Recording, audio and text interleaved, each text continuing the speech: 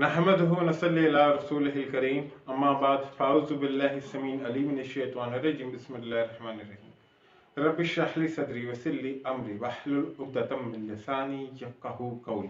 अपने देखने और सुनने वालों को रिजवान असर और मुस्लिम सिही मुकालमा की टीम की तरफ से अस्सलामु अलैकुम व रहमतुल्लाहि व बरकातुहू। गुज़िश्ता दिनों एक दोस्त ने एक वीडियो अर्साल की जिसमें पादरी सिद्दीक पॉल साहिब कुरान मजीद फुरकान हमीद की मुख्तलिफ आयात को लेकर उन पर एतराज़ात उठा रहे थे। मेरी कोशिश ये होगी कि उनके हर एक एतराज़ के ऊपर एक अलहदा से वीडियो बनाकर उसका जवाब दिया जाए, क्योंकि सवाल हमेशा मुख्तसर होता है और जवाब तवील होता है। तो आइए पहले सुनते हैं कि पादरी सिद्दीक पॉल साहब ने क्या फरमाया और फिर उसका जवाब देने की कोशिश करते हैं। कुरान में से जो पहला हवाला मैं आपके साथ अर्ज करूंगा वो सूरा अन-निसा की आयत नंबर 34, यानी सूरा अन-निसा जो चौथी सूरा है कुरान की, उसकी 34वीं आयत का एक हिस्सा है जो मैं आपके साथ शेयर कर रहा हूं।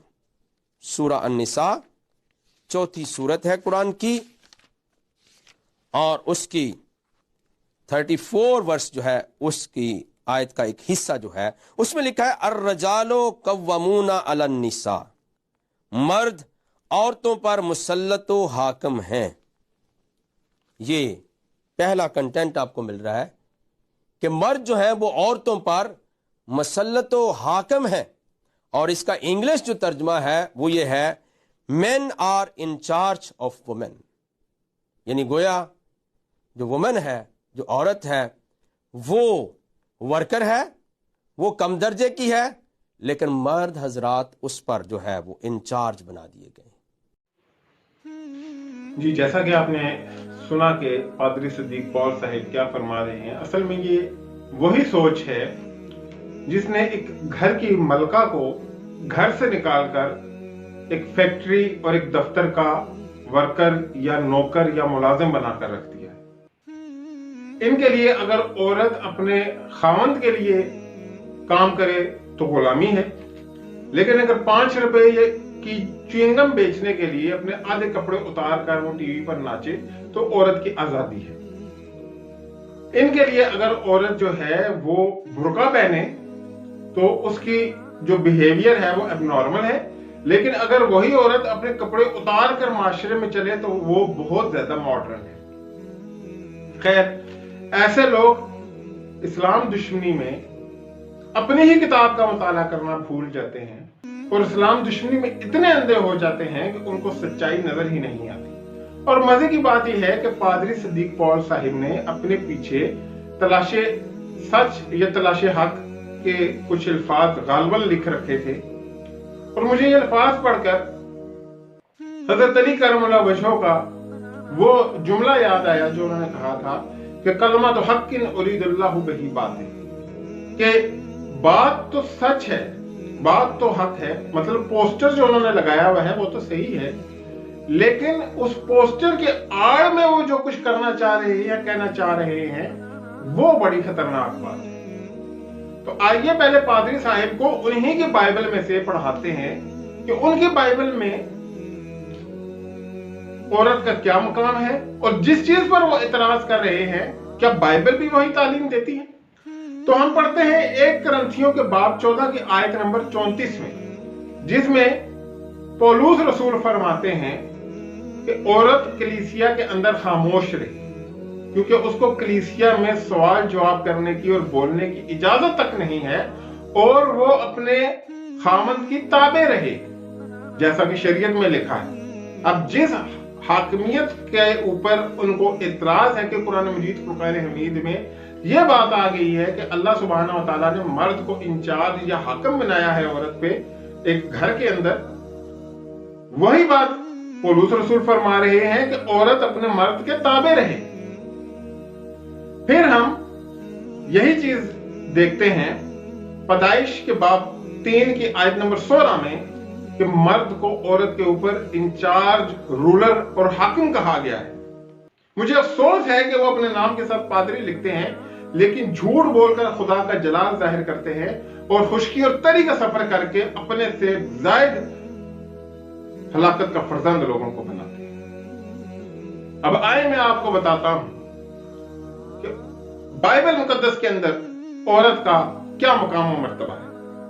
हम अखबार की किताब उसका बाब 15 की आयत नंबर 19-20 देखते हैं। उसमें हम देखते हैं कि अगर औरत बीमार हो जाए, और मुझे यह पढ़कर इंतहाई अफसोस हुआ कि बीमारी तो इंसान के साथ जुड़ी हुई है, कोई भी बीमार हो सकता है। तो इसमें लिखा हुआ है कि औरत अगर बीमार हो जाए, मतलब उसके जो मखसूस अयाम हैं जिसको हम पीरियड्स कहते हैं, वो उसको आ जाए, तो जिस चीज पर वो बैठेगी, जिस चीज को वो छुएगी, जिस चीज पे वो सोएगी, वो नापाक हो जाएगी। अब फर्ज कीजिए कि आप अगर घर में बीमार हो जाएं तो आपकी बीवी आपको घर से बाहर निकाल दे कि आप बीमार हैं, जब आप ठीक हो जाएंगे तो वापस आ जाएंगे, तो आपको कैसा लगेगा? लेकिन चूंकि ये आपका तालीम बाइबल के अंदर है, लिहाजा मुकद्दस है। इसी तरह इस्तिस्ना के बाब 22 की आयत नंबर 28-29 में है कि अगर कोई मर्द जा रहा है और उसकी नजर किसी कुंवारी लड़की पर पड़ गई है, तो उस कुंवारी लड़की का रेप करना शुरू कर दे और पकड़ा जाए, तो डरे नहीं, वो उसके बाप को 50 चांदी के सिक्के दे दे और उस लड़की को उसके बाप से 50 चांदी के सिक्कों के एवज खरीद ले और वो उसकी हमेशा बीवी बनी रहेगी। अब अंदाजा कीजिए कि एक जर्मन शेफर्ड कुत्ता जो है वो भी 5 लाख रुपए का आता है, और बाइबल मुकद्दस ने औरत का जो मकाम है वो एक जर्मन शेफर्ड कुत्ते से भी नीचे रखा हुआ है। फिर इसी तरह अय्यूब के बाब 25 की आयत नंबर 4 में लिखा है कि जो चीज औरत से पैदा होगी वो कैसे पाक हो सकती है। मैं सवाल करूंगा पादरी साहिब से, क्या आप औरत से पैदा नहीं हुए? क्या दाऊद औरत से पैदा नहीं हुए? क्या अंबिया किराम औरत से पैदा नहीं हुए? इवन कि क्या यसू अलैहिस्सलाम की वालिदा मुबारका भी औरत नहीं थी? कुरान मजीद पर एतराज उठाने से पहले कम से कम आप अपनी तारीख का मुताला कर लेते, जिसमें यह बात लिखी हुई थी कि एक अरसे तक मसीहत में यह बात राइज रही है कि औरत जो है वो बिच्छू का डंग है और वो खुदा की बादशाहत यानी जन्नत में दाखिल ही नहीं हो सकती। फिर यह सवाल पैदा हुआ कि यसू अलैहिस्सलाम की वालिदा मोहतरमा भी तो औरत थी, तो क्या वो भी खुदा की बादशाहत में दाखिल ना होंगी? तो फिर इनके एक सेंट थॉमस थे, उन्होंने एक नजरिया पेश किया और उन्होंने कहा कि जो औरतें खुलूसे दिल के साथ कुफारे पर यकीन रखती हैं, क़यामत के दिन उन्हें मर्द बना दिया जाएगा और वो फिर बहिश्त में दाखिल होंगी। और इसी तरह यसू अल मसीह की वालिदा मुबारका भी जो थी, उनको क़यामत वाले दिन मर्द बना दिया जाएगा और वो जन्नत में दाखिल होंगी। अब यह नजरिया मसीहत में राइज है और राइज रहा, और उंगली उठाते हैं इस्लाम पर। शर्म आनी चाहिए आपको।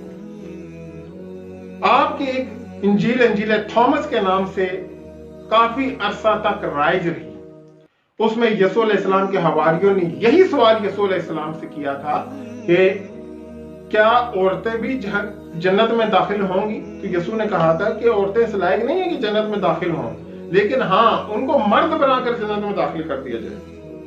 आप तो औरतों को इस काबिल ही नहीं समझते कि वो खुदा की बादशाहत में दाखिल हो। आप किस मुकाम और मर्तबा की बात करते हैं? आपने एक अरसे तक औरत को जानवरों से बदतर हालत में रखा, और मसीहत में तो ये तसव्वुर किया जाता था कि औरत के अंदर तो बदरू है। मैं उम्मीद करता हूं कि पादरी सिद्दीक पॉल साहिब को उनकी बात का जवाब मिल गया होगा, और अगली दफा वो लोगों को गुमराह करने से पहले इन सब बातों को अपने जहन में रखेंगे। मुझे इजाजत दीजिए। व आखिरु दावाना अल्हम्दुलिल्लाहि रब्बिल आलमीन बिरहमतिक या अर्हमर राहिमीन। अस्सलामु अलैकुम व रहमतुल्लाहि व बरकातुहू।